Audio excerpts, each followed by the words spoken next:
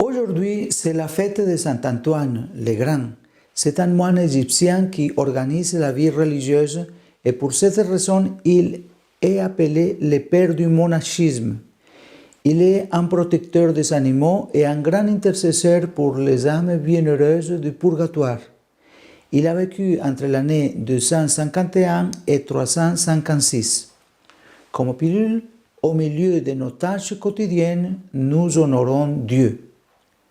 La vie de Saint Antoine le Grand a été émaillée par la solitude, le jeûne et le travail.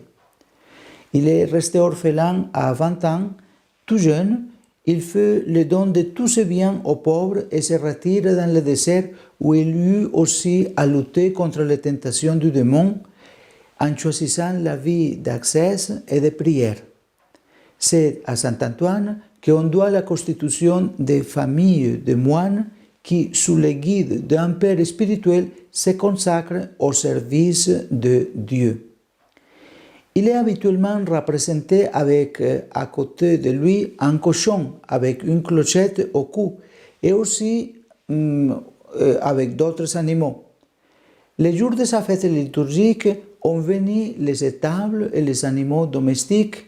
Vous-même, vous pouvez bénir vos animaux.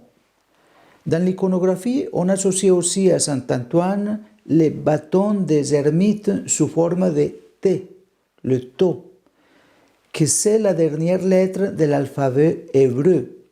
La raison est parce que Saint Antoine cherchait à faire comprendre à tous la nécessité de bien se préparer pour la mort en vivant toujours dans l'amour.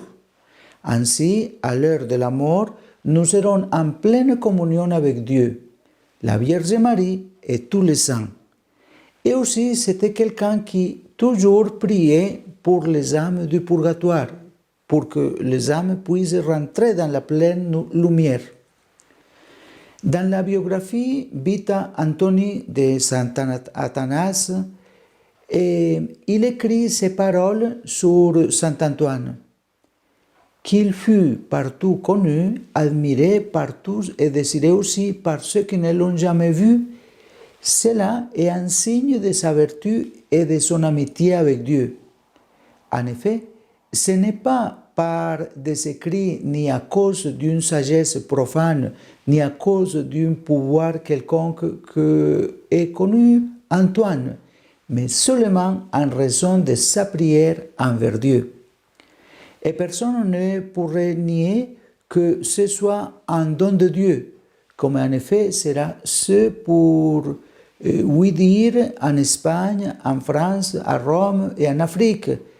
Et de tout se dire de cet homme qui vivait retiré dans les montagnes d'Égypte, si Dieu lui-même ne l'avait pas fait connaître partout, comme il le fait avec tous ceux qui lui appartiennent et comme il l'avait annoncé à Antoine lui-même depuis le début.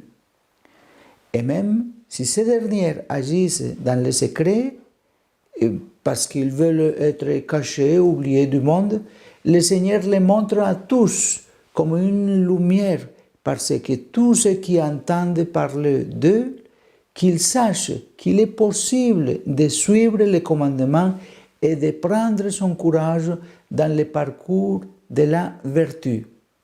Ainsi s'exprimait Saint Athanas.